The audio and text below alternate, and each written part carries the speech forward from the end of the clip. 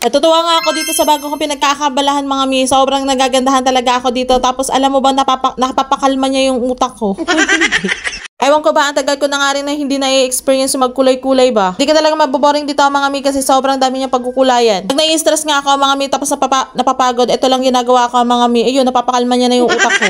Dahil nga dyan, napa-order tuloy ako ng mga pang-color dito. Dahil nga dyan, tara, samahan nyo nga ako kung paano ako magkulay. Ngayon, papakita ko nga sa inyo kung paano ako kaganda magkulay dyan. Hindi. Ito nga yung mga iba ko natapos na. Tapos may mga iba pa nga dyan na gustong-gusto ko dyan kulayan, mga mi. Kaya lang talaga, minsan talaga, ay nako, inaabot talaga ako ng madaling araw dyan sa pagkukulay dyan. Tapos yan, bago nga ako magkulay dyan, mga mi, nilalagyan ko muna nga siya ng cardboard para hindi siya mag-transfer dun sa kabilang page. Tapos ito na may mga pangkulay dyan, mga mi. Sobrang nagagandahan talaga ako dyan. Tapos nakakalibang talaga, sobrang amazing.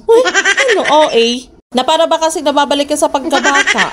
Ewan ko ba, basta na-enjoy ko talaga to mga mi. Sigurado nga ako mga mi, kapag na-experience nyo nga to, sigurado mag-enjoy din talaga kayo sa pagkukulay dito. Sigurado din talaga ako mga mi na magugustuhan to ng mga anak nyo dyan, lalo na kung mahilig siyang magkulay-kulay. Dito nga rin talaga masusubok yung pagiging creative nyo sa pagkukulay dyan. Hindi naman halata na nag-enjoy ang babae dyan.